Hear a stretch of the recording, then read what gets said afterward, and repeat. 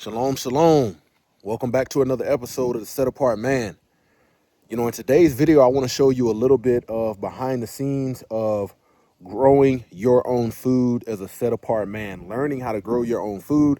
And this is going to be a shocker because, man, I'm at the end of the growing season. This is stuff that I planted at the beginning of summer, and we're getting ready to transition into some extreme cold weather. So I'm getting ready to plant my cold weather crops. But man, I haven't done anything in my garden for about 3 weeks, and I just want to show you what you can do with a small footprint, man, if you labor with these, and the Most High Yah blesses the labor of your hands. Let's talk about it. The Matrix is everywhere. It is all around us. Even now, in this very room, you can see it when you look out your window or when you turn on your television. You can feel it when you go to work, when you go to church, when you pay your taxes. It is the world that has been pulled over your eyes to blind you from the truth. What truth? That you are a slave. Like everyone else, you were born into bondage. Unfortunately, no one can be told what the Matrix is. You have to see it for yourself. This is your last chance. After this, there is no turning back. You take the blue pill. The story ends. You wake up in your bed and believe whatever you want to believe. You take the red pill. You stay in Wonderland, and I show you how deep the rabbit hole goes. Remember, all I'm offering is the truth, nothing more.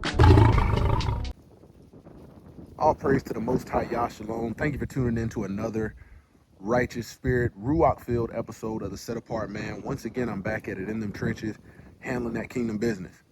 So what you see, man, is the leftover. I got to get in here and clean all of this out. But, man, let me show you this.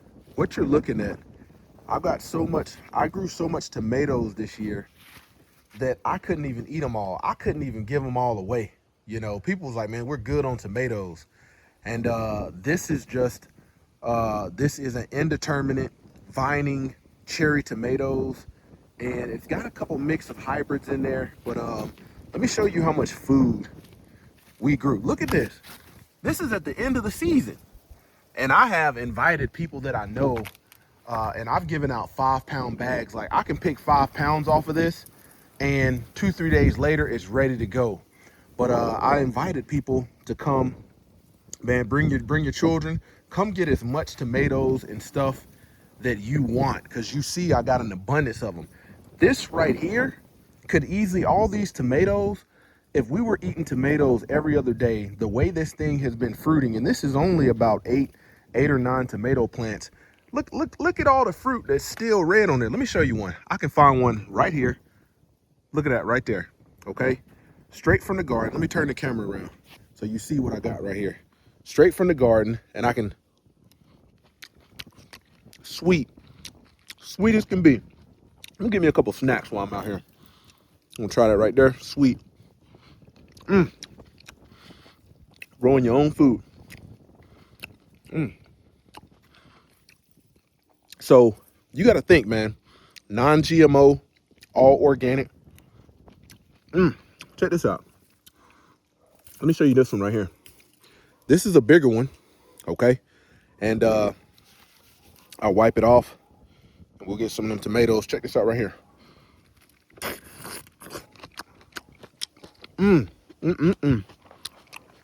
Get a rabbit some.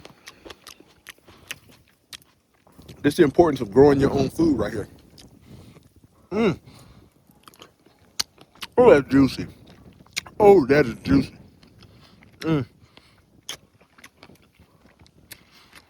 But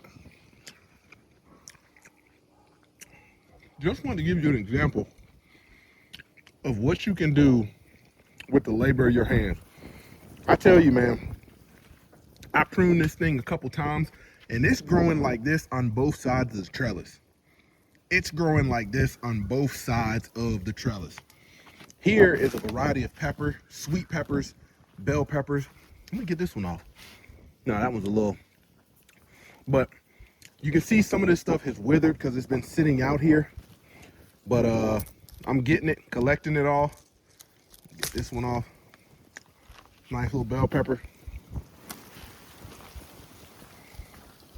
Okay, right here we had watermelons. This is the stuff that was I should have picked off earlier. because I had probably about 8 nice ones. So we was able to eat watermelon all summer long when this was producing. I got to get in here and clean these box outs and get them ready for the winter harvest. Remove all these roots and get them ready. Like you see, weeds will get in there. Put a little bit more dirt if I need to.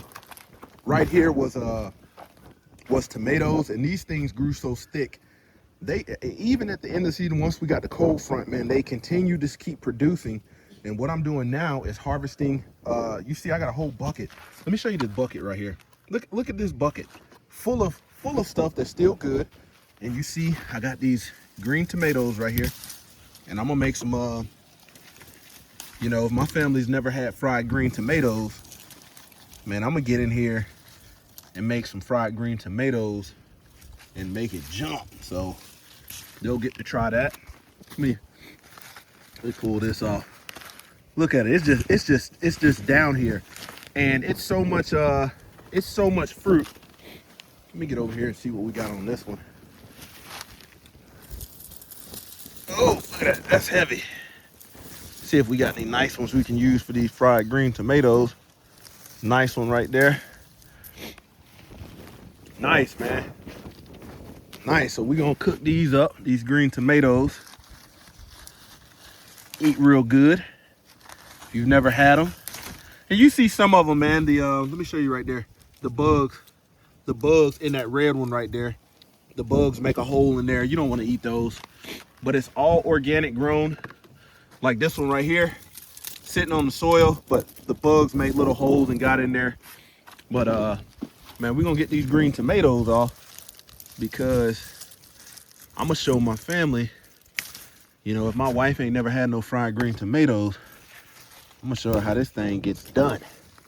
Nice tomatoes, man. Nice tomatoes, ready to fry. Yep, good tomatoes, man. But this is the end of the growing season. Like I said, man, you can see I got weeds. I haven't been in here working because, man, once I pulled the watermelon and once I pulled the these were honeydew melons right here that we grew, early dew melons. Once we grew those, we was pretty much good. So definitely got to get in here and do some maintenance. Gonna grow some romaine lettuce, things like that. Good winter crop, broccoli, anything that we can grow during the winter time, we're definitely gonna do it. Let me get in here and see what we got. This is a different, that one withered. Let's see what we got right there. No, that's a little withered too. So this is, hold up. Man, we got some stuff growing over here on the backside, you know? Let's see what this is right here. Look at these bell peppers right here. So we're gonna snatch them off. Snatch these little bell peppers off, the ones that we can, you know, and weekly through the summertime, man, this is spicy peppers, Thai peppers, chili peppers, bell peppers. You can see like they didn't got sun with it, but man, we still gonna make them. Let me see what that is right there. Nah, that's a good one. Little pepper right there.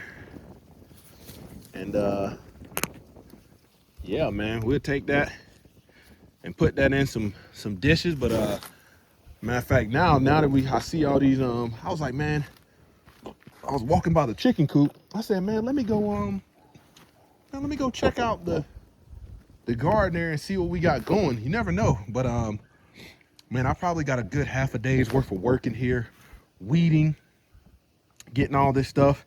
You see this weed barrier, stuff still does grow in here. Even with this weed barrier, there's no way around it. You just have to keep working it and making sure that when you got holes, you know, you keep attacking them, hit them with just some different weed repellent. But I'm about to take this in the house, man, and this is easily 15 pounds worth of bell peppers, tomatoes, all kind of different stuff from the garden. And there's the greenhouse right there. Next year, I used this last winter, but this year I'm kind of late as far as other projects I've got going on. So I may not have the time to transition a lot of food in there. You know, normally, man, you would dig these out, put them 5-gallon buckets, put them in the greenhouse. It's got its own watering system. I built that, poured the concrete slab for that. But I got a lot of projects going on this dead season, and I'm gonna list out these things in priorities, and what I can get to, I can get to. But most importantly, man, I want to grow romaine, lettuce, spinach, kale, things like that through the wintertime. Maybe some onions, maybe some garlic, stuff like that. And yeah, man, it's the importance of being able to feed yourself. And this year, I will say, man, this is probably my, back over there, man, we got some fruit trees that I planted. Got one over there with a gangster lean, you know, but this right here is probably the best harvest that I've had on this journey. And I've been at this for probably about 3-4 years now. I do not have a green thumb by any means. I'm still learning what things need nutrients. Every time you grow something new, it's got a different makeup and requires different nutrients. I'm in zone C, so zone C is not as forgiving as a lot of other zones, but it's also not the worst zone.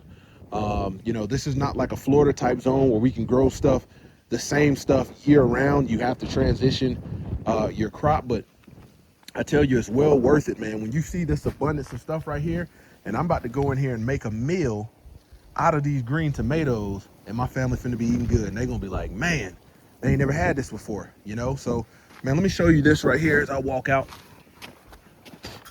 I'll show you the chickens, you know, so you can understand, bro, the stuff that I'm talking about on this channel. You know, you think about, now, this may not be what you want to eat every day, but guess what? It's food. And you think about people out here struggling. We had the government shut down in the past. Man, you can come out here and get you some tomatoes. Guess what? It keep you in good shape. It's healthy. Might even lose a little weight. But we got the let me show you the chickens right here.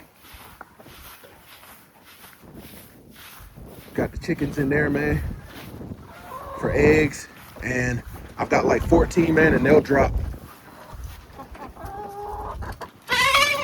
Yep, and they'll drop, man, a good 12, 14 eggs a day. So grinding, man. Just wanted to share that with you. Once again, man, this is the Set Apart Man, kicking it gun barrel straight.